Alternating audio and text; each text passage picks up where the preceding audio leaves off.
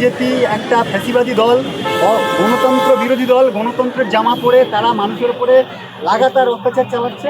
তার বিরুদ্ধে যারা প্রতিবাদ করছে তাদেরকে তারা বিভিন্নভাবে হেনস্থা করার চেষ্টা করছে। তাদেরকে তারা এই বিভিন্ন দেশদ্রোহী সন্ত্রাসবাদী বলে দাগিয়ে দেওয়ার চেষ্টা করছে। বিহারে AK-47 দেওয়া রাইফেল চালানো হয়েছে ছাত্রের ওপর, এবং দেখা গেছে যে পেলেট গান চালানো হয়েছে। এগুলো ব্যাপারে কি বলবেন? আপনারা বুঝতেই পারছেন তাহলে কতটা স্বৈরাচারী দল হলে ছাত্রদের একটা নীতিভিত্তিক লড়াই।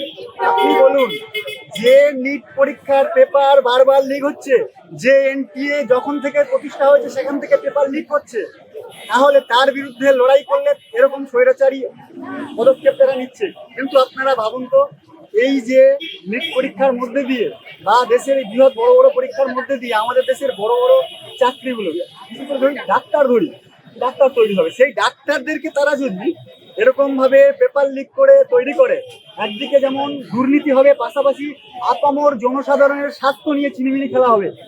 এর মতো একটা অগণতান্ত্রিক ফ্যাসিবাদী চক্রান্তের বিরুদ্ধে বা এরকম একটা দুর্নীতির বিরুদ্ধে যদি মানুষ, যখন ছাত্ররা রাস্তা নামছে তখন তাদেরকে সমস্তভাবে তাদেরকে প্রতিরোধ করার চেষ্টা করছে। একদিকে শাসকের স্বৈরাচারী যে মিলিটারি পুলিশ লাগিয়ে দিচ্ছে, পাশাপাশি তাদেরকে জনসমর্থন যাতে না করে তার জন্য কখনো সন্ত্রাসবাদী, কখনো ইত্যাদি নামে লাগিয়ে দিচ্ছে।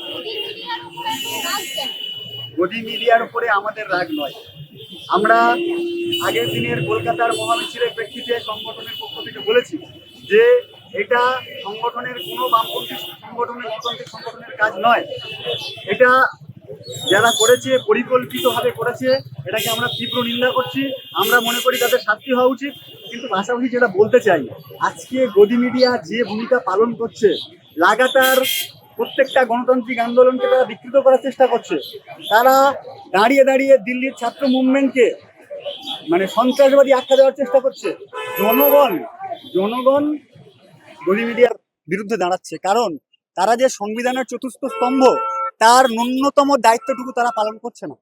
সবাই করছে না নয়। গতকাল দেখা গেছে যে বিজেপি তিরঙ্গা যাত্রায় সিপিএম এর পতাকা পোড়ানো হয়েছে, সিপিএম এর পতাকার ওপর, হাসতে কাতুরি পতাকার ওপর পা মারানো হয়েছে, কি বলবেন?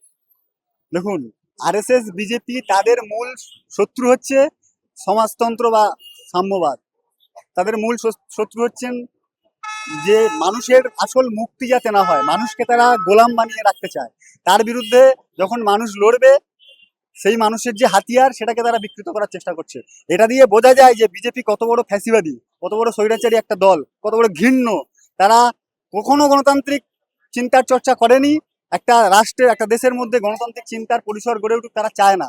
তাই তারা যেখানেই গণতান্ত্রিক চিন্তা ভাবনা চর্চা হবে, যে মাধ্যম দিয়ে, যে সংগঠন, যে চিন্তার মধ্যে দিয়ে, তারা সর্বপ্রথম সর্বব্যাপক শক্তিতে তার বিরুদ্ধে লড়ে, তাদের সেই ঘৃণ্য প্রচেষ্টা চালায়, এবং তারই প্রতিফলন ওটা হচ্ছে আসলে ওদের কালচার। ওরা যে ঘৃণ্য কালচারে প্রসূত, সেই কালচারের প্রতিফলন।